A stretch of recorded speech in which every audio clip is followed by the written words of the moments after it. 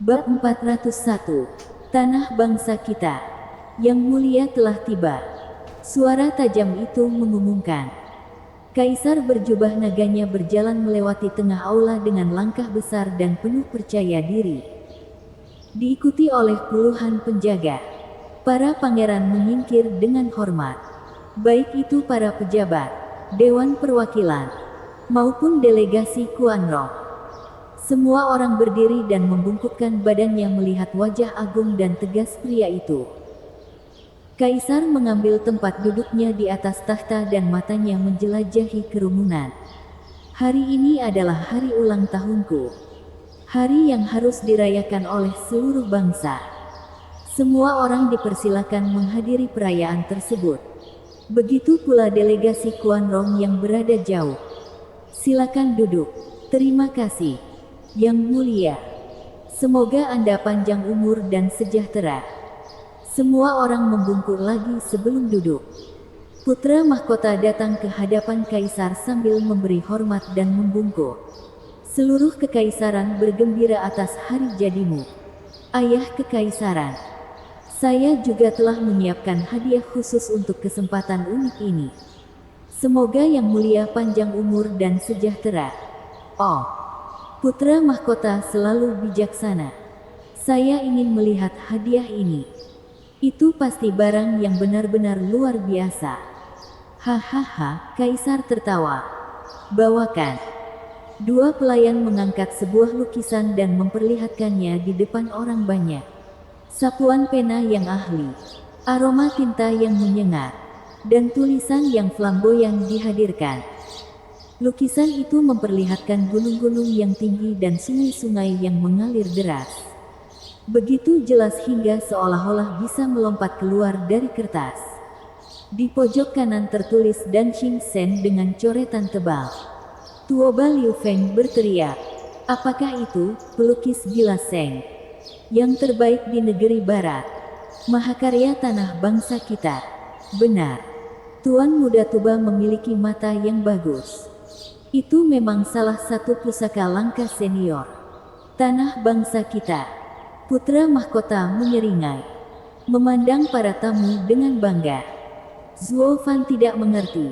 Apa hebatnya sapuan kuas. Di dunia di mana orang bisa melakukan hal yang benar. Berapakah nilai seorang pelukis terpelajar? Namun dia akan segera mengetahui. Betapa berharga dan mengejutkannya lukisan ini. Semua orang tahu, baik Kuanrong atau Tianyi, bahwa wilayah barat memiliki kerajaan kecil yang kecil dan tidak penting. Namun 8 abad yang lalu, sebuah bakat lahir di kerajaan yang sama. Kekuatannya tidak hanya melampaui kerajaan, tapi dia adalah seorang sarjana yang terpesona oleh seni lukis. Ahli dalam pena dan pedang. Dia sendiri yang telah mengalahkan 10 sekte besar. Menjadi sekte nomor 1 yang tak terbantahkan. Semua orang memperhatikan putra mahkota. Telinga mereka terfokus. Setiap klan dengan kemasyhuran sedikit pun pernah mendengar legenda ini. Namun tak seorang pun menganggap benar bahwa orang seperti itu adalah seorang pelukis. Adapun pendatang baru Zuo Fan, dia tidak menyadari semuanya. Tapi setiap pria di sini sangat menghormati pakar yang tidak duniawi itu. Jadi dia juga mendengarkan. Putra mahkota berdeham, menatap tatapan semua orang. Menurut legenda, dia menggambar satu mahakarya yang tak tertandingi. Tanah bangsa kita. Pada masa itu, ia menyaksikan negerinya dalam kekacauan dan ambisi gila lahir dari obsesinya terhadap seni lukis. Dan siapapun yang membawa lukisan ini kepadanya akan terkabulkan keinginannya. Bahkan membantu mereka mendirikan negaranya sendiri. Semua orang terkejut. Dengan bantuan ahli pertama wilayah barat, seseorang dapat memiliki semua tanah yang diinginkannya. Bahkan seluruh wilayah barat. Tuoba Liu Feng sangat sedih. Gemetar setiap kali dia melihat gulungan itu. Jika legenda itu menjadi kenyataan, itu berarti Tianyi memiliki senjata mematikan. Kita harus memilikinya. Mata Tuoba Liu Feng dan Han Timo bertemu dan mereka saling mengangguk secara rahasia. Sebuah suara biasa terdengar. Yang mulia, di mana Dan Xing Sen ini sekarang? Putra mahkota menoleh ke Zuo Fan. Berdeham sekali dan berkata dengan tenang. Mereka mengatakan senior telah hilang selama 8 abad dan tidak ada yang menemukan petunjuk tentang dia sejak. Zuo Fan mengejek. Apa gunanya lukisan sialan itu jika kamu tidak dapat menemukan orang yang tepat? Puff. Tawa meledak. Zuo Fan belak-belakan seperti tunggul pohon bir. Tapi juga sangat masuk akal. Orang itu telah tiada selama 800 tahun. Jadi mendapatkan lukisannya tidak akan memberi Anda 1 inci pun tanah. Itu hanya bagus untuk pamer.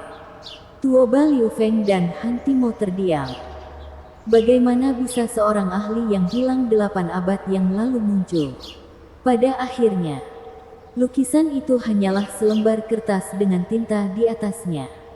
Hal ini tidak menimbulkan ancaman. Pipi putra mahkota terbakar, menatap Zuo Fan. Demi Tuhan, kamu telah mengalahkanku. Aku memberimu semua harta itu secara cuma-cuma. Menurut perkiraan putra mahkota, hadiah ini tidak berguna. Tetapi dengan menggunakan legenda di sekitarnya, dia akan pamer dan mendapatkan perhatian ayahnya. Tapi satu kalimat sederhana dari Zuo Fan telah menghancurkan segalanya. Sekarang ayah kekaisaran akan mengejek hadiahku. Meski hatinya kacau, kaisar tetap tenang. Putra mahkota, saya memahami niat baik Anda untuk saya, rakyat, dan tanah. Menggunakan cara-cara yang tidak bereputasi baik untuk mendapatkan tanah tidak akan bertahan lama. Lukisan itu mungkin tidak praktis, tetapi merupakan sebuah karya seni. Saya akan menerimanya. Terima kasih, ayah kekaisaran, atas bimbinganmu. Putra mahkota membungkuk. Bersyukur karena kaisar berhasil menyelamatkannya dari momen yang memalukan itu. Berikan hadiahnya, kata kaisar. Pelayan terdekat membawakan putra mahkota sebuah kotak berisi tongkat giok. Putra mahkota, kamu adalah anak sulungku dan aku berharap kamu aman dan semua impianmu menjadi kenyataan. Terima kasih, ayah kekaisaran. Putra mahkota membungkuk dalam-dalam. Tersentuh sampai ke inti. Zuo Fan mengejek. Betapa tersentuhnya kamu ketika tongkat kerajaan yang timpang bahkan tidak akan memberimu gunung. Kini giliran pangeran kedua yang berkata, semoga ayah kekaisaran puas seperti laut. Pemerintahanmu sepanjang gunung. Hadiah saya ini adalah tanda penghargaan dan ketulusan saya. Tangannya melintas dan tombak sepanjang 9 kaki menghantam tanah. Mengguncang pesta. Pembaca bintang, desain senjata lubu. Respons para penjaga cepat dalam menampilkan diri mereka di hadapan kaisar. Hanya dengan lambaian santainya mereka mundur. Nak. Apa? Jenggot kaisar bergetar. Mendesah dalam hati. Putra keduaku selalu penuh dengan keberanian namun tidak memiliki sedikit pun kesopanan. Pangeran kedua dengan bangga menyatakan, ayah kekaisaran, ini adalah Cloud Halberd yang menembus surga. Senjata spiritual kelas 8. Penemuan langka yang telah saya kerjakan dengan susah payah untuk memberikannya kepada Anda. Kalau begitu, apa yang harus aku lakukan dengan mainan ini? Nah, suara sedih kaisar terdengar. Pangeran kedua membeku. Tentu saja aku membawanya demi keselamatanmu. Ayah kekaisaran, bukankah sudah jelas? Atau lebih tepatnya, kamu akan tetap berada di sisi kakak laki-laki, tapi tidak di sisiku. Pangeran kedua menjadi murung. Ayah kekaisaran, senjata spiritual kelas 8 ini jauh lebih bagus daripada lukisan kakak laki-laki tertua saya. Zuo Fan mendengus dan memutar matanya. Semua orang memperhatikan pangeran kedua dengan tatapan berat. Bung, tentu saja tusuk gigimu lebih baik daripada kertas putra mahkota. Tetapi kamu perlu memikirkan situasinya. Hari ini ulang tahun Kaisar, jadi kamu membawakannya senjata untuk merayakan umur panjangnya. Tapi itu akan berhasil untuk Marsekal Dugu. Kamu mudah menjadi putra Kaisar. Orang lain pasti sudah mendapatkan talenannya sekarang. Kaisar menghela nafas dan menggelengkan kepalanya. Memaksakan anggukan. Saya menerima hadiah Anda. Tapi saya tidak bisa menggunakannya, jadi saya akan memberikannya kepada Anda. Saya harap ini dapat membantu Anda dalam membela Tianyu dan menyerang jantung musuh-musuhnya. Dua pelayan menarik tombak itu dari lantai dan menyerahkannya kembali kepada pangeran kedua. Pangeran kedua menjadi bingung. Tunggu, ayah kekaisaran. Itu sama saja dengan tidak mengambil hadiahku. Apakah senjata spiritual kelas 8 saya kurang dari lukisan kakak laki-lakinya? Mohon pertimbangkan kembali, ayah kekaisaran. Wajah kaisar mengeras dan matanya menjadi dingin. Yonger, ingatlah ini. Apa yang saya berikan kepada Anda, Anda akan menerimanya tanpa pertanyaan. Apa yang tidak kuberikan padamu, jangan pernah mencoba mengambilnya. Apakah saya jelas? Dengan gemetar, pangeran kedua bisa merasakan haus darah kaisar di kulitnya dan mengangguk ketakutan. Dia mundur sambil memegang tombak. Kaisar bangkit dan mengangguk. Namun suasananya hancur. Para tamu kehilangan suasana riangnya. Mereka telah menyaksikan kekuatan kejam dan biadab putra surga. Kaisar bukanlah orang tua yang lemah lembut dan pemarah, melainkan seekor binatang buas yang siap melompat keluar dari kulitnya yang sudah tua. Bab 402. Keterlibatan.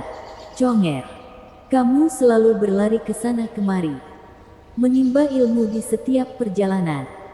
Saya yakin ada banyak keanehan yang Anda kumpulkan selama ini. Saya sangat ingin melihat apa yang Anda miliki untuk saya. Dua pangeran turun dan satu lagi berangkat. Kini giliran pangeran ketiga telah tiba. Tubuh gemuknya yang besar tertanam kuat di kursinya. Kaisar memandangnya dengan aneh dan menggoda. Si gemuk gemetar, menyeka alisnya yang berkeringat dan berjalan terhuyung-huyung di hadapan kaisar sambil tersenyum cerah. Hehehe. Ayah kekaisaran, sebenarnya aku berencana memberimu hadiah yang luar biasa, bahkan kelas atas, dengan desain dan kualitas yang sempurna.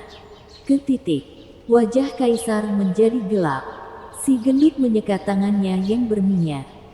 Keringat bercucuran di alisnya seperti hujan lebat, dan berkata dengan nada malu-malu, "Tetapi saya mengingat ajaran ayah kekaisaran. Semua tanah adalah milik raja dan seluruh rakyat adalah rakyat raja. Jadi apa yang bisa kuberikan pada ayah kekaisaran ketika segala sesuatu di dunia ini sudah menjadi milikmu? Apapun yang aku tawarkan adalah mengambil barang milik ayah kekaisaran dan mengembalikannya. Tidak ada apapun di dunia ini yang benar-benar milikku untuk diberikan." Dengan demikian, mata kaisar menjadi lebih dingin, menelan hingga kering. Si lemak menyeka lebih banyak keringat sebelum berkata, "Karena itu, ayah kekaisaran, kamu harus mengerti. Tentu saja, pada ulang tahun ke-100-ku, semua orang di dunia memberi penghormatan padaku. Namun hanya putraku yang tampil kosong." Tidak, ayah kekaisaran. Kamu salah paham. Saya percaya bahwa apapun yang saya persembahkan akan terlalu kasar dan aneh untuk mengungkapkan cinta mendalam dan rasa hormat saya yang tiada habisnya terhadap ayah kekaisaran saya. Untuk alasan ini saya telah mencari bantuan dari seorang guru hebat selama sebulan untuk belajar menari untuk ulang tahun Anda. Si gendut maju ke depan, mengikuti musik dan melakukan hal aneh yang disebut menari. Terlalu dini untuk menyebutnya sebagai tarian. Itu kurang lebih seperti lompatan yang unik. Tubuhnya yang besar mengibaskan rambutnya, mengedipkan matanya. Pipinya yang sembab memantul karena gerakan sekecil apapun. Itu benar-benar menjijikkan, mengerikan dan tidak ada gunanya selain dibuang. Rasanya seperti memandangi laut dari atas perahu. Ombaknya naik turun, naik dan sementara gumpalan itu memantul-mantul mengguncang lantai dengan setiap pukulan ke bawah. Begitu pula penontonnya. Mungkin terlalu selaras dengan artis dan gerak kakinya. Gerak kakinya. Bahkan nyali mereka pun ikut bermain rumba. Itu benar-benar pengalaman yang mengejutkan. Retak. Bukan hanya satu. Oh tidak. Seluruh penonton meretakkan buku-buku jari mereka. Menatap balerina anggun dengan mata merah. Jika bukan karena dia adalah seorang pangeran yang menghargai diri sendiri, mereka mungkin akan saling adu tinju saat ini. Bunda belas kasihan yang manis. Sebuah tarian seharusnya enak dipandang. Tapi tarianmu menyedot kehidupanku. Wajah sang kaisar berubah menjadi begitu putih bahkan dia tidak menyadarinya. Tubuhnya gemetar hingga ke tulang-tulangnya. Tangannya terkepal, matanya merah. Mencurahkan setiap ons kekuatannya untuk tidak melompat ke sana dan memasukkan bola ke dalam tarian neraka itu. Namun pada titik tertentu, ada sesuatu yang akan terjadi. Dan sayangnya yang terjadi adalah kesabarannya. Berhenti. Gemuruh. Si gendut membeku dengan pinggang tertekuk. Mengedipkan mata anak anjingnya yang besar ke arah mata merah kaisar. Setiap tamu bernapas lega. Menghargai momen kedamaian di bumi ini. Conger. Lain kali. Bawalah gurumu yang hebat itu. Saya berjanji tidak akan membunuhnya. Pergi sekarang. Kaisar menghela nafas. Si gemuk itu membungkuk lalu melompat dan menggedor-gedor kursi dengan senang hati sebagai pukulan karena berhasil lolos. Para tamu lainnya sangat bersyukur bahwa pertunjukan horor telah berakhir. Kami diberkati karena mata kami tidak terluka karena melihat putramu yang ceria terpental. Rahmatmu tidak ada batasnya. Kaisar. Putra mahkota berdiri lagi. Ayah kekaisaran. Meskipun tarian saudara ketiga mungkin agak kasar, niatnya baik dan hatinya murni. Tolong beri dia hadiah. Ayah kekaisaran. Adakah yang bisa menyamai penampilannya? Mata kaisar berbinar. Putra mahkota terkekeh. Ayah kekaisaran. Saudara laki-laki ketiga sudah menjadi orang yang aneh sejak lahir. Dengan kasih sayangmu yang tak ada habisnya. Hanya memberiku dan saudara laki-laki kedua sesuatu akan membuat saudara ketiga merasa tersisih. Mohon pertimbangkan perasaan tulusnya dan tawarkan dia sesuatu. Mungkin sebuah tanda. Aku akan mengatakannya untuk yang terakhir kalinya. Saya bisa memberikan hadiah kepada siapapun di negeri ini. Kecuali dia. Senyuman kaisar terlihat dingin. Penganugerahan apa yang layak dilakukan? Ini membuat hati semua orang merinding. Kaisar menyiratkan bahwa dia menggerutu karena memiliki anak laki-laki yang gendut. Tapi bagaimana bisa sang penguasa begitu picik? Sibuk dengan putranya karena hal-hal sepele. Zuo Fan menggaruk hidungnya. Bertukar pandang dengan pemikir hebat pertama dan kedua. Dia sudah tahu apa yang terjadi. Hanya pangeran kedua yang tersenyum mengejek. Putra mahkota mencobanya lagi. Ayah kekaisaran. Tolong. Kesunyian. Kaisar berkata. Putra mahkota. Ada beberapa hal yang tidak dapat kamu kendalikan. Tidak apa-apa. Kakak. Aku tahu aku telah membuat marah ayah kekaisaran. Tidak menerima apapun adalah hal yang normal. Tidak perlu mencoba lagi. Si gendut cemberut.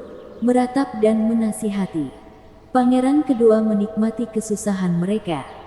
Yang satu munafik, yang lain bodoh. Setidaknya mereka memiliki satu sama lain. Putra mahkota mengertakkan gigi dan menatap kaisar untuk terakhir kalinya sebelum duduk. Tangannya terkepal erat. Jari-jarinya menyentuh telapak tangannya. Kenapa jadi seperti ini? Saya putra mahkota. Bagaimana aku bisa kalah dari lemak babi itu? Melirik wajah pangeran kedua yang mengejek. Putra mahkota mengejek. Dasar bodoh. Bahkan ini tidak bisa menembus tengkorak tebalmu. Siapapun bisa diberi penghargaan, kecuali kaisar. Apa yang baru saja dilakukan ayah kekaisaran adalah dia menunjukkan niatnya pada penerusnya. Tapi kenapa harus dia? Putra mahkota memandangi si gendut, yang membalas hormat dengan rasa terima kasih. Apakah Pang itu tidak menyadari maksud ayah kekaisaran atau dia hanya pandai berpura-pura? Di mata putra mahkota, semakin lama dia menatap saudara laki-lakinya yang tertantang secara horizontal. Rasa haus darah yang semakin besar muncul. Perayaan dilanjutkan dengan para pejabat. 7 rumah dan delegasi memberikan hadiah mereka. Masing-masing dengan hadiah yang dikembalikan dalam bentuk barang. Saat musik kembali terdengar, gadis-gadis yang anggun dan bertumpuk meluncur ke dalam ruangan sambil menari. Dengan lardas yang membuat perut sakit dengan aksi berkelasnya. Penonton bisa mengapresiasi upaya gadis-gadis ini dengan lebih baik. Sampai-sampai mereka melihat mereka sebagai bintang muda. Memesona dan menenangkan. Suara mendesing.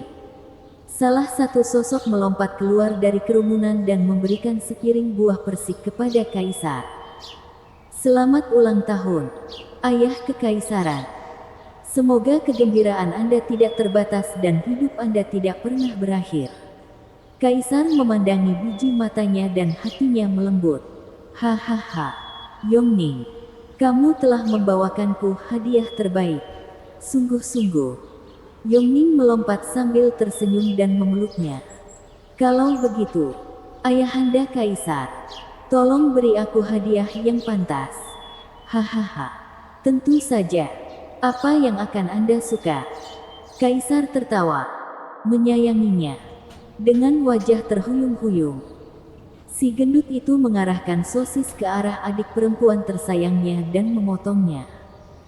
Ayah kekaisaran, tidakkah kamu ingin mengenal guru menariku yang hebat? Itu dia.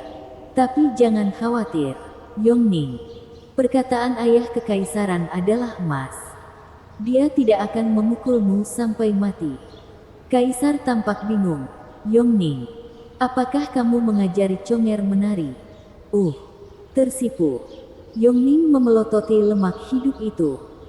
Dia juga telah menyaksikan tindakan kelas atas itu. Itu seperti pertunjukan horor. Tapi sekarang menerima bahwa dia adalah guru tari agung di balik semua itu. Bukankah itu akan merusak reputasinya? Yongning menjelaskan, ayah kekaisaran, jangan dengarkan kesalahannya. Saya telah mengajarinya dengan kemampuan terbaik saya. Tetapi tariannya sungguh memuakkan. Hahaha, begitu. Tarian putriku adalah yang terbaik di Tianyi. Kaisar mengangguk. Yongning, kamu masih belum memberitahuku apa yang kamu inginkan. Tersipu. Yongning mengintip ke arah Zuo Fan. Memainkan gelangnya. Bertingkah malu-malu dan sebagainya. Aku ayah kekaisaran. Bukankah menurutmu sudah waktunya? Maksudku, untuk permintaan terakhir ibu. Kaisar mengangguk. Mengirimnya kembali ke tengah dan berteriak, Yongning, Zuo Fan, ini keputusanku. Hari ini, Putri Yongning dan pengurus terbaik di bawah surga Zuo Fan akan menikah. Apa? Berbeda dengan Yongning yang bersemangat. Semua orang tercengang. Zuo Fan menyadari sesuatu seperti ini akan datang dan mencibir ke dalam. Itu tidak berakhir hanya dengan dekret sederhana. Pangeran kedua menemukan keberaniannya entah dari mana dan melompat ke depan. Ayah kekaisaran, saya sudah lama menyukai perawan suci paroki Yun Suang. Saya meminta ayah kekaisaran untuk menikahi kita. Kaisar menyeringai di dalam. Ada apa hari ini? Semuanya berjalan dengan sempurna. Dia telah lama memikirkan cara mencuri kembali klan Yun dari klan Luo. Untuk memanfaatkan taktik kalkulatif Zhuo Fan. Menggunakan kesempatan sempurna ini untuk melakukan hal itu. Kaisar mengangguk ke dalam. Bagus sekali, anakku. Dan berbicara. Kebahagiaan datang dalam 2 hari ini. Dengan Nona Swanger yang menikah dengan putra saya. Pangeran kedua bersujud. Yun Suang bergidik, kecewa. Dan secara naluri meraih lengan Zhuo Fan lebih erat. Dengan senyum percaya diri. Zhuo Fan memberinya tatapan hangat. Tidak apa-apa. Kamu bersamaku sekarang. Itu tidak akan pernah berubah. Mata Yun Suang memerah. Tapi hatinya kembali tenang. Terakhir kali dia merasa begitu nyaman adalah ketika kakeknya masih hidup. Bab 403. Melanggar semua kepura-puraan.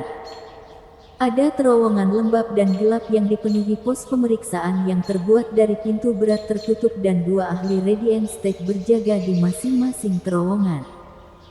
Suasana hati mereka berat saat mata mereka menyipit. Seorang penjaga yang memegang 1 set kunci mendekat. Dengan kilatan lencana. Gerbangnya terbuka. Lencana itu bertuliskan persetujuan kaisar. Gerbang demi gerbang. Penjaga harus melewati 18 gerbang untuk mencapai ujung. Itu adalah ruangan kecil yang gelap dengan sosok berukuran pin sedang beristirahat di tempat tidur sederhana. Mengunyah sesuatu dengan malas. Apa yang diinginkan orang tua bodoh kali ini? Sambil menggigit lagi, sebuah suara lembut datang, penuh dengan rasa jijik. Kamu datang kepadaku untuk meminta bantuan namun mengurungku di lubang neraka ini setiap kali kamu selesai denganku. Selama 300 tahun aku menepati janjiku. Satu-satunya anugerah yang kau punya dari kemarahanku. Dan hal-hal ini. Saya belum pernah makan sampah yang lebih buruk selama 300 tahun. Bukankah aku naga ilahi? Suara mendesing. Dia membuang barang itu ke penjaga. Dengan keras. Benda itu melintas melewati wajah penjaga itu. Angin menggigit wajahnya. Itu membuat lubang sedalam 1 meter di dinding di belakangnya dan bahkan mengguncang seluruh tempat. Namun benda itu masih utuh. Penjaga itu sangat ketakutan. Tempat ini terbuat dari bahan kelas 7. Crystallized Black Tungsten. Mengubahnya menjadi benteng. Tapi bagi orang ini, itu seperti kertas. Sebuah film santai dan tempat itu mendapat ventilasi. Penjaga itu membungkuk dengan gemetar. Tuan Gu Santong, harap tenang. Saya hanya menyampaikan perintah kaisar untuk menangani lawan yang tangguh. Aku tidak pergi. Gu Santong mendengus. Saya hanya berjanji untuk membela keluarga kekaisaran. Tidak ada apapun di dalamnya yang berhubungan dengan mempekerjakan saya. Lakukan sendiri. Penjaga itu memohon lagi. Tuan, Yang Mulia meminta Anda secara langsung. Pria ini adalah ahli yang luar biasa. Bagaimana orang bisa menandinginya? Selain itu, Yang Mulia berjanji untuk meningkatkan kualitas makanan Anda. Memperbaiki. Seberapa banyak? Gu Santong mengangkat alisnya. Penjaga itu mengangkat 3 jarinya. Bahan kelas 3 setiap hari. Dan kelas 4 pada hari libur. Mata Gu Santong berputar lalu dia menggelengkan kepalanya. Kelas 4 setiap hari dan kelas 5 pada hari libur. Tidak. Jadilah kelas 6. Itu kesepakatan. Penjaga itu mengangguk tanpa beban. Janji itu masih dalam batasan Yang Mulia. Saya harus segera mengeluarkan tuan muda ini dari sini. Gu Santong melompat-lompat kegirangan. Dia akhirnya akan tidur dengan perut kenyang mulai sekarang. Oh. Dan siapa yang kamu incar? Anda belum pernah meminta saya untuk bertindak sebelumnya. Hahaha.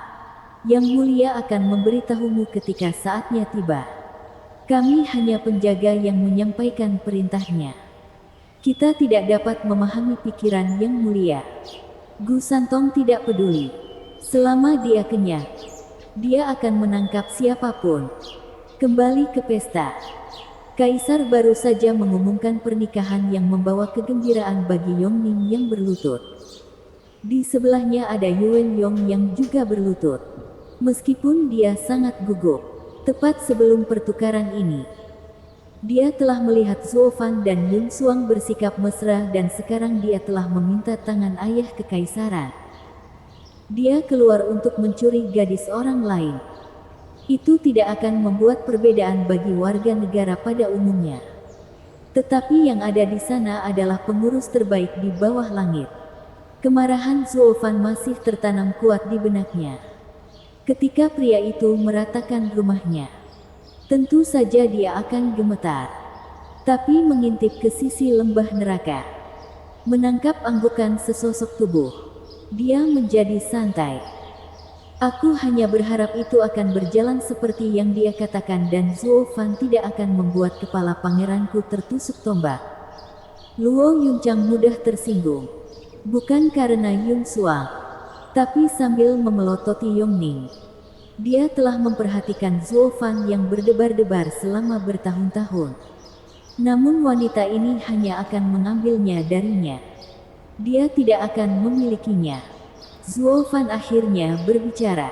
Yang Mulia, dia memberi hormat penuh. Tapi nadanya dingin. Tolong tarik dekrit Anda. Aku dan Nona Suanger sangat cocok satu sama lain sejak kita bersama. Tidak pantas bagi kita untuk menikah dengan orang lain. Apa? Semua orang ternganga. Mereka menduga keduanya berhubungan baik. Saling mengenal dengan baik hanya dalam waktu 1 bulan. Tapi bagaimana mereka bisa terjerat sedemikian cepat? Luo Yunchang bingung. Keduanya baru menunjukkan kasih sayang mereka hari ini. Kapan mereka melakukan mambo horizontal? Dan kenapa dia tidak tahu? Yun Xuang membeku. Matanya merah dan bingung. Apa yang dia lakukan? Mustahil. Yongning bangkit berdiri, membantah klaim tersebut. Saya dan Suanger sebenarnya adalah saudara perempuan dan saya juga telah mengunjungi kompleks kemakmuran berkali-kali. Saya akan segera menyadarinya jika ada sesuatu yang terjadi. Zuo Fan menyeringai melihat sifat pemarahnya. Tentu saja kamu sudah menyadarinya. Begitu pula semua orang di klan Luo. Apakah kamu tidak ingat pada malam kamu mengundangku untuk merayakannya? Mungkin wanita itu, dengan gemetar. Semua orang menoleh ke arah Yun Xuang muda yang lemah, yang mukanya memerah lebih keras dari tomat dengan air mata berlinang. Dia adalah gadis yang bijaksana dan tidak tahan jika momen memalukannya dibiarkan begitu saja. Zuo Fan memikirkan hal lain selain hal-hal sepele seperti rasa malu. Dia meraih tangan Yun Xuang dan menyeringai. Itu adalah Suanger.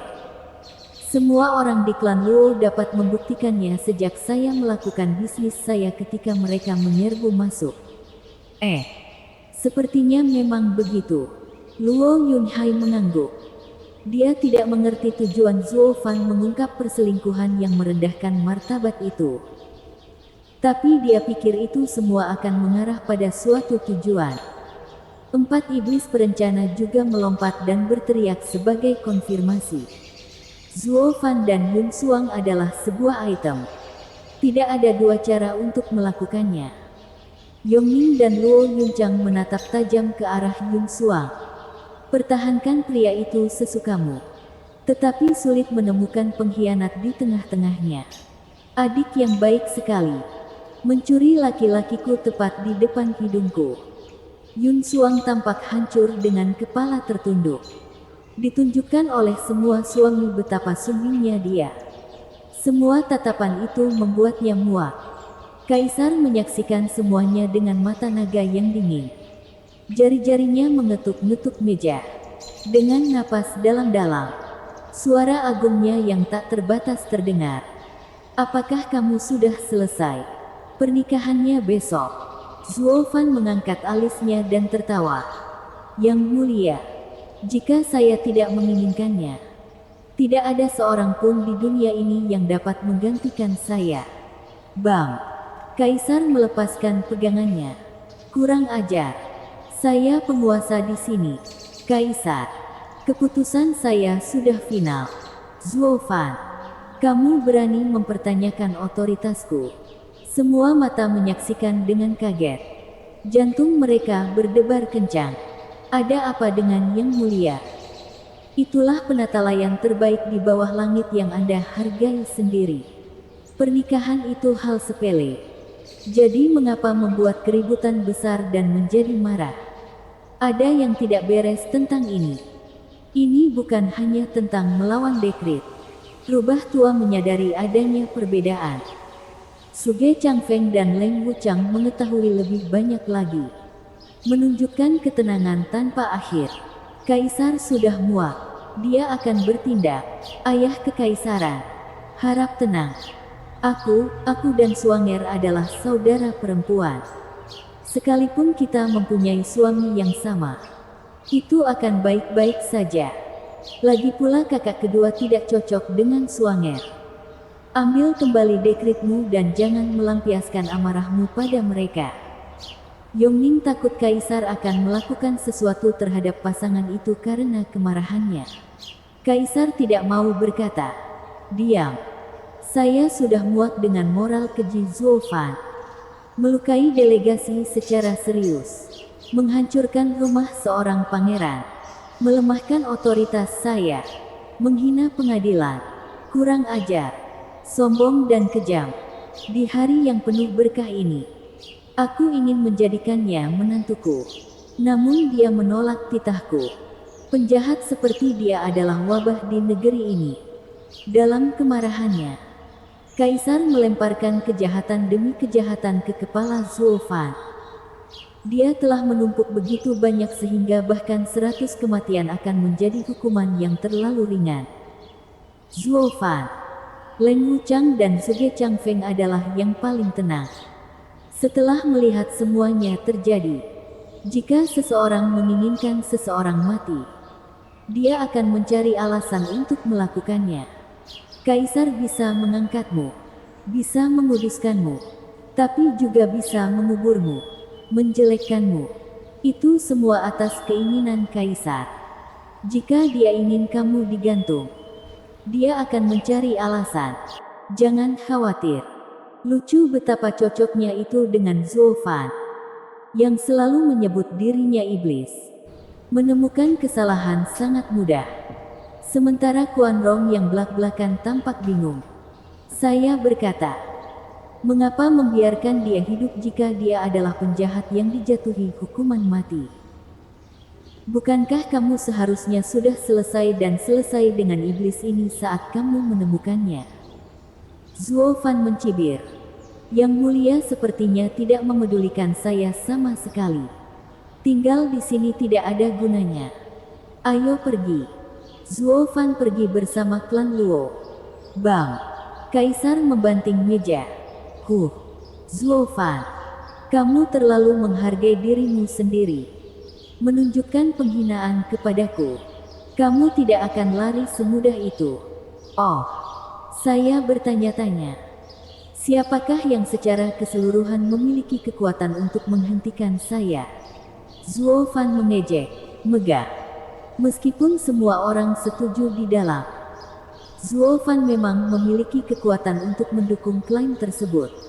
Kaisar memicingkan matanya dan wajahnya berkerut karena kebencian. Akan selalu ada seseorang yang lebih baik darimu di luar sana. Zuofan, kamu beracun. Tangkap dia. Dengan keras, kilatan merah ditembakkan ke Zuofan. Diikuti dengan suara kekanak-kanakan. Orang tua bodoh. Jangan lupakan bahan kelas 6. Bab 404. Pertarungan ayah dan anak. Suara mendesing. Sebuah tinju kecil muncul entah dari mana. Dengan kekuatan yang cukup untuk menghancurkan gunung. Zuofan mengepalkan tangannya sendiri. Ledakan itu menggetarkan telinga para tamu. Zuo Fan terpaksa mundur 100 meter sebelum stabil, mengikuti bekas luka dalam yang dia buat di tanah. Dia menemukan bahwa di tempat aslinya ada sosok sombong berukuran tin. Semua orang berteriak, dari mana dia datang? Bagaimana dia bisa memiliki kekuatan untuk memukul mundur monster seperti Zuo Fan? Delegasi Quan Rong gemetar. Mereka menelan ludah anak berpipi kemerahan itu. Untuk semua yang suci, apakah tanahmu adalah kandang monster yang mengerikan? Sudah cukup buruk bahwa Zuo Fan adalah orang yang aneh. Sekarang kamu memiliki seseorang yang lebih muda. Ini tidak masuk akal. Quan Rong menggerutu dalam hati. Tian Yu memiliki terlalu banyak bakat. Adapun 7 rumah, Suge Changfeng dan yang lainnya tahu tentang orang aneh yang dibesarkan di halaman belakang keluarga kekaisaran. Dia adalah naga ilahi yang paling buas. Penipu tak terkalahkan. Gu Santong. Orang tua bodoh itu sudah siap untuk mengusir si kecil aneh itu sejak awal. Mata Suge Changfeng dan Leng Wuchang berbinar. Benar. Aku kuat, Gu Santong menjulurkan dadanya, membunyikan klaksonnya dan membeku. Penjaga itu mengatakan bahwa kaisar akan memberikan sinyal untuk menyerang. Tetapi dia bahkan tidak berpikir bahwa targetnya adalah ayah baptisnya. Dia ragu-ragu. Wajahnya terus berubah. Zuo Fan menyeringai. Melihat ini akan terjadi. Kaisar mengerutkan kening melihat pemandangan aneh itu. Apa yang terjadi dengan si kecil aneh itu? Kenapa dia berhenti? Gu Santong bergumam dengan canggung. Zuo Fan tidak membiarkannya selesai. Wajahnya berkedip dengan lengan kilin merah. Gu Santong diblokir oleh naluri. Bang! Gemuruh mengejutkan lainnya menyebar dan para tamu mengudara. Kaisar dibawa pergi oleh para penjaga. Ini adalah pertarungan antar monster. Bertahan lebih lama lagi akan menghancurkan tulang seseorang. Gu Santong menembak mundur 50 meter dari pukulannya, menghancurkan segalanya dalam jarak 1 kilometer. Tidak ada yang memperhatikan Zuo Fan memanfaatkan asap dan cermin untuk mengiriminya pesan.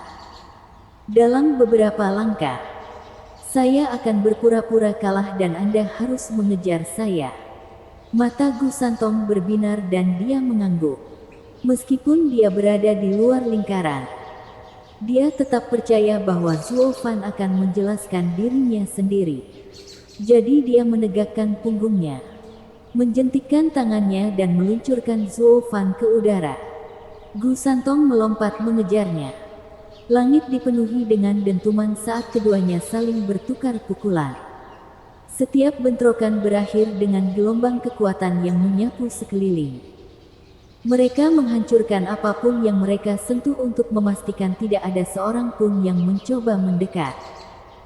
Yang bisa mereka lakukan hanyalah memutar kepala saat keduanya melesat ke sana kemari, membuat istana kekaisaran yang mencolok itu menjadi puing-puing.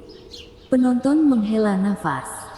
Keduanya adalah permata mempesona dengan kelangkaan dan kekuatan yang sama. Hanya mereka yang bisa menampilkan tontonan seperti itu. Yang lain sudah lama mati. Quan Rong tercengang.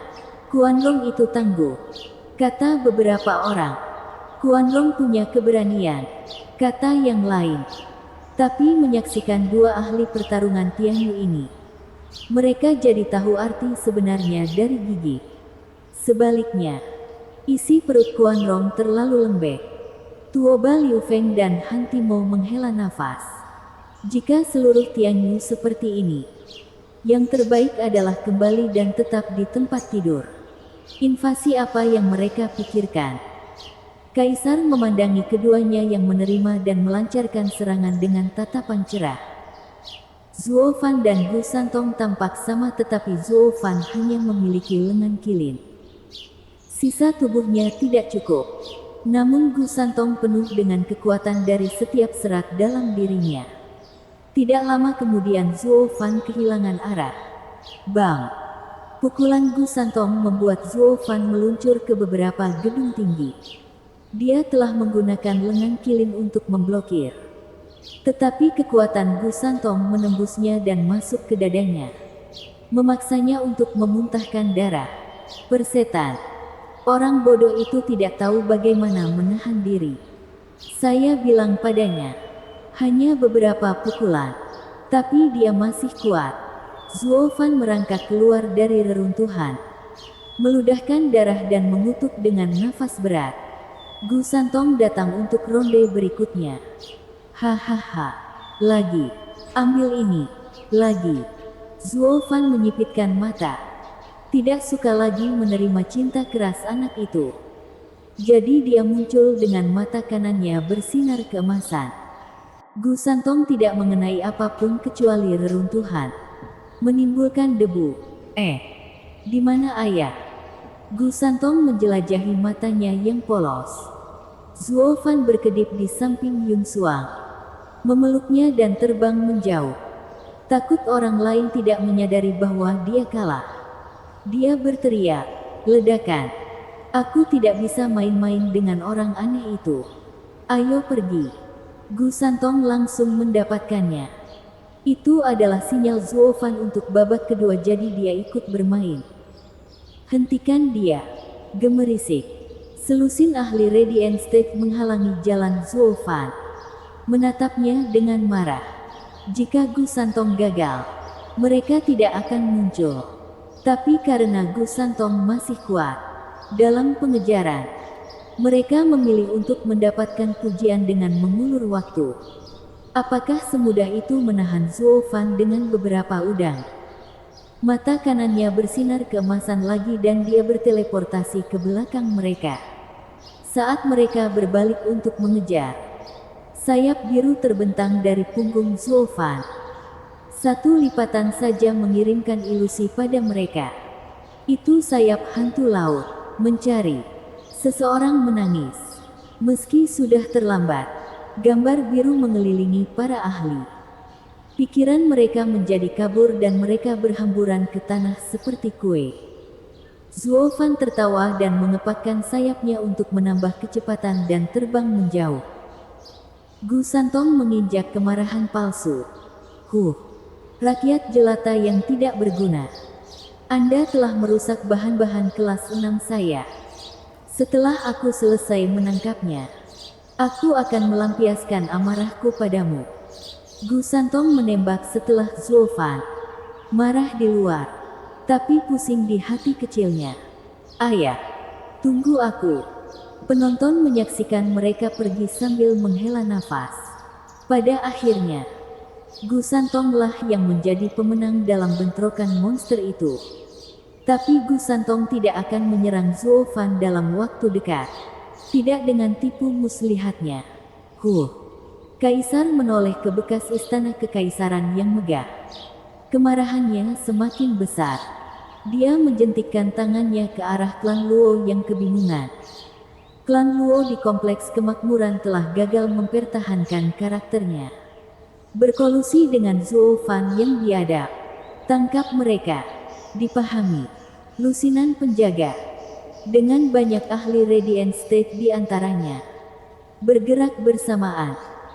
Suara tawa bergema saat 4 masa kulit hitam keluar dari klan Luo untuk menemui para penjaga kekaisaran.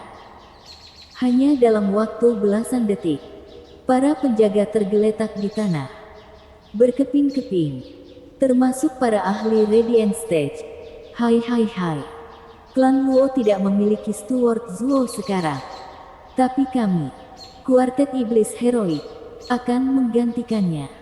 Tanyakan kepada bos sebelum bermain-main dengan anjingnya. Kalian jangan memotongnya. Keempat masa hitam melayang di sekitar klan Luo dengan tawa menyeramkan mereka. Wajah kaisar bergerak-gerak. Luo Yunhai dan yang lainnya menghela nafas. Keempat orang pikmi itu adalah orang tua mereka. Jadi bukankah bos mereka adalah kepala klan Luo?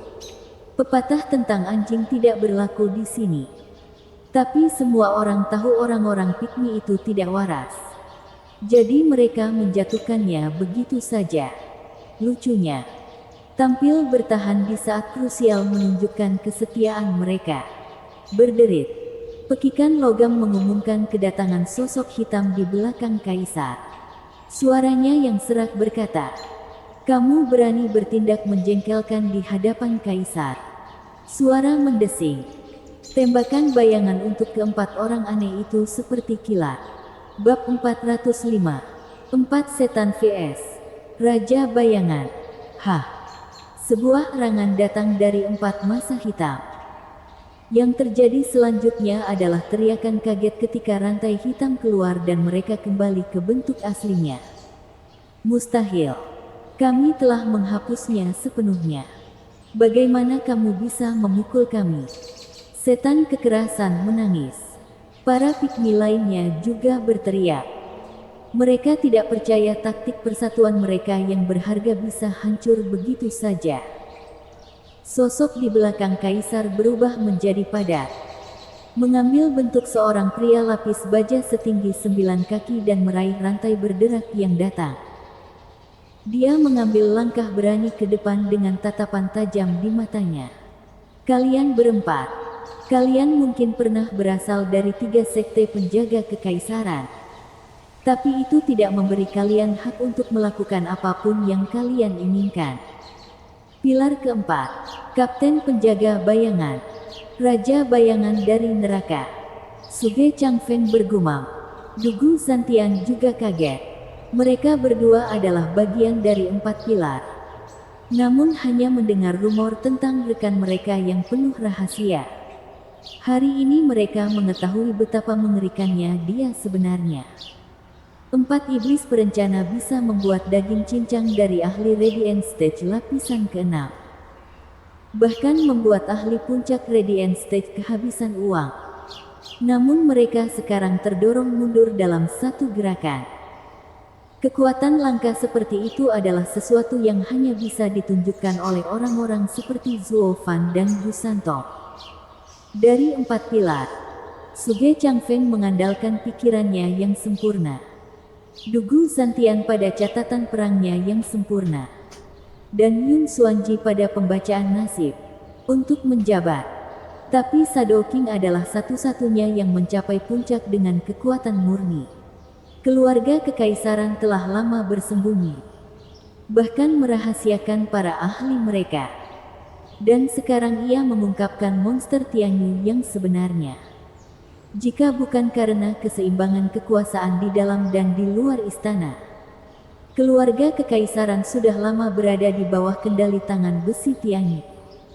Menjadi klan terhebat yang belum pernah ada di Regent Estate dan rumah-rumah lainnya. Huangpu Tianyuan menyipitkan mata. Alisnya berkeringat menatap kaisar. Delegasi Quan Rong mengerang. Tianyu terus bermunculan satu demi satu ahli super. Itu tidak lemah sama sekali. Kakak, aku tidak bisa menerimanya. Ayo pergi lagi. Iblis licik menghentakkan kakinya. Menatap ke arah Raja Bayangan. Mata Violet Demon terlihat buas dan dia mengutuk. Ayo kita lakukan. Jika kita tidak mencabik-cabik itu, kita bukanlah 4 iblis perencana. Mereka berubah menjadi 4 masa hitam lagi dan menuju Shadow King. Shadow King mendengus dan mengubah dirinya menjadi asap hitam juga. 5 awan hitam terjerat, dengan satu di tengah-tengah 4 lainnya. Melepaskan poni di setiap bentrokan. Tapi bayangan tengah terus mengeluarkan suara berderak. Rantai itu muncul kembali dan menyerang 4 masa lainnya. Raja Bayangan berubah bentuk. Berdiri tegak dan perkasa di atas 4 iblis perencana yang memuntahkan darah. Kakak, kami tidak bisa melakukannya. Ayo kita beri jaminan. Setan pengecut meratap. Violet Demon tidak mau menyerah seperti ini tetapi akhirnya mengangguk. Dia berubah menjadi asap hitam dan melarikan diri. Orang itu terlalu tebal. Kita keluar dari sini. Jangan khawatir. Tuan Muda Luo, kami akan mencari Steward Zuo untuk membantu Anda. Tunggu. 4 iblis perencana. Bukankah kamu akan mencabik-cabikku? Kenapa kamu lari ketakutan? Sadoking mengejek 4 orang yang melarikan diri. Keempat masa kulit hitam itu berhenti dan mengejek. Hehehe, sungguh bodoh. Kami adalah tetua klan Luo. Kami tidak lagi ada hubungannya dengan sekte perencana iblis. Adapun judul kami bisa melakukannya tanpa itu. Sepertinya kamu tidak akan menerimanya. Kan? Hehehe. Hama. Raja bayangan meludah. Keempat awan itu berbalik ke arah penjaga kekaisaran yang dingin dan mencabik-cabik ahli panggung Radiant. Kemudian ia meludah ke Sadoking. Sekok busuk. Kamu belum mendengar yang terakhir dari kami. Kami akan melepaskanmu kali ini. Tapi lain kali kamu akan hancur berkeping-keping. 4 iblis perencana kini lenyap selamanya. Sadoking sangat marah. Buku-buku jaringnya bermunculan. Dia tidak bisa mengejar atau dia akan meninggalkan sisi kaisar. Semua orang melihat Sadoking mengalahkan keempat demo itu. Tapi agar tetap terlihat bagus di depan orang banyak, mereka membunuh beberapa ahli Royal Radiant Stage sebagai cara untuk tampil tangguh dan membual tentang hal itu sebelum berlari kencang. Hanya ahli Radiant Stage yang harus menderita dalam pembuatan adegan ini. Pertama-tama pikirannya pergi berlibur dari sayap hantu laut Zuofan.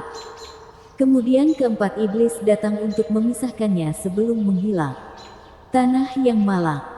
Jika jiwanya melayang saat ini, dia akan mengutuk ke langit yang tinggi. Kalian sedang marah pada Raja Bayangan. Jadi mengapa melampiaskannya pada aku yang kecil? Siapa yang menyuruhnya menjadi begitu lemah? Dengan Zuofan menyalakan sumbu yang akan meledak antara klan Luo dan keluarga kekaisaran. Keluarga kekaisaran menjadi yang teratas. Selain para tetua, Tuan Muda dan Kangen klan Luo bersama yang lainnya telah berakhir di tangan keluarga kekaisaran. Para penjaga kekaisaran berkumpul, mengepung mereka. Luo Yunchang panik, melihat yang lain. Luo Yunhai masih melihat ke arah Zuofan, menganggapnya sedikit aneh. Sepertinya dia tahu hari ini akan tiba. Jadi dia menenangkan jetnya dan berkata, "Tenang. Semuanya akan baik-baik saja." Ketenangannya menginspirasi orang lain untuk melakukan hal yang sama. Belum genap 20 tahun. Tuan Muda tetap tenang di saat-saat genting. Bagaimana mereka bisa kehilangan miliknya? Kaisar mengangguk ke dalam. Kepala klan muda klan Luo telah tumbuh menjadi pria yang baik. Dugu Santian memandang dengan bangga.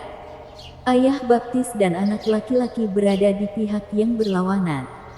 Tetapi dia telah mengajari Luo Yunhai. Sikap tenang pemuda itu merupakan penghormatan terhadap ajaran ayah baptisnya. Ayah kekaisaran. Klan Luo di kompleks kemakmuran telah memberontak. Mereka harus dieksekusi untuk menenangkan rakyat. Tolong laksanakan hukuman mereka. Dengan segala sesuatunya terkendali. Banyak yang menunjukkan wajah aslinya. Seperti pangeran kedua yang menggonggong pada klan Luo. Itu menyalakan api di bawah pantat si gemuk. Ayah kekaisaran.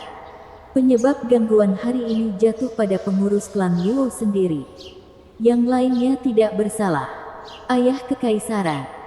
Kamu tidak boleh melampiaskannya pada orang yang tidak bersalah. Ya, ayah kekaisaran. Itu tidak ada hubungannya dengan Tuan Muda dan Nona klan Luo. Hati yang mulia tidak mengenal batas, tolong lepaskan mereka. Yongning memohon. Kaisar memandang keduanya. Lalu berkata, "Putra mahkota, Anda adalah pewaris tahta. Bagaimana Anda menanganinya?" Ahli waris. Apakah kamu pernah berniat memberiku sesuatu? Dia masih menyimpan dendam atas apa yang terjadi di pesta itu. Namun putra mahkota tidak membiarkannya terlihat. Menyembunyikannya di balik senyuman ramah. Ayah kekaisaran. Menurut pendapat saya, pengurus klan Luo, Zuofan memang berbohong dan menipu. Mendorong semua orang. Namun Bupati Sejahtera tidak bisa mengendalikannya. Membiarkan klan Luo menanggung akibatnya karena kesalahannya adalah tindakan yang tidak bijaksana. Si Gendut dan Yongning mengirimkan ekspresi terima kasih. Sementara Kaisar menatapnya lebih tajam. Memahami maksudnya. Putra mahkota melanjutkan. Namun, sikap keji Zuofan adalah karena disiplin klan Luo yang tidak memadai. Mereka memang menanggung sebagian kesalahannya. Di mata saya, yang terbaik adalah menahan klan Luo sampai Zuofan ditangkap sebelum memberikan hukuman kepada mereka berdua. Putra mahkota jujur, penuh dengan alasan dan kesimpulan logis. Tapi bagi rubah tua di luar sana, mereka bisa membaca yang tersirat, menyandera klan Luo untuk menarik Zuofan keluar. Itu adalah rencana menjijikkan dan merendahkan yang tersembunyi di balik kepalsuan yang diutarakan dengan cerdik. Dia adalah gambaran meludah dari anggota keluarga kekaisaran sejati. Tindakan keji yang dilakukan atas nama keadilan. Namun usulan itu selaras dengan pemikiran kaisar. Dia tersenyum dan mengangguk. Kami akan melakukan apa yang anak saya katakan. Penjaga membawa pergi klan Luo dan mengawasi mereka dengan cermat. Suge Changfeng tertawa dalam hati. Dia sudah mengetahui taktik kaisar. Keduanya telah berhubungan selama bertahun-tahun dan dia bisa membaca sedikit tentang setiap tindakan kaisar. Kaisar telah merencanakan hari ini sejak awal. Begitu pula akhirnya. Dia hanya meminta orang lain angkat bicara untuk menutupi keterlibatannya. Dia sebenarnya sedang melontarkan kata-kata ke mulut putra mahkota. Sekaligus juga mengakhiri kebuntuan tripartit. Keributan Zuofan di istana kekaisaran bisa besar dan kecil. Kecil karena hanya memakan korban jiwa satu orang dan besar karena berdampak pada seluruh rumah. Dia menduga kaisar akan menggunakan gangguan di Tianyu sebagai alasan untuk membersihkan tanah. Yang mulia, saya tidak tahu bahwa Anda bahkan lebih tidak sabar daripada saya. Suge Changfeng tertawa dalam hati. Kaisar memandangnya seolah menanggapi pikirannya. Menunjukkan tawa. Perdana Menteri yang terkasih. Permainan baru saja dimulai. Kaisar bersulang untuk Suge Changfeng di kejauhan. Sementara Suge Changfeng mendengus dan menumpahkan cangkirnya.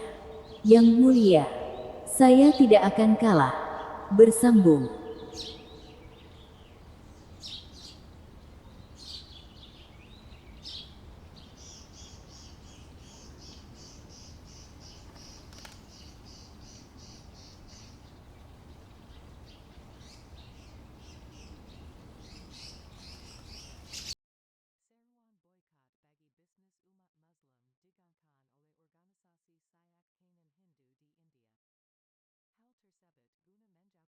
menjauhkan Muslim dari desa-desa.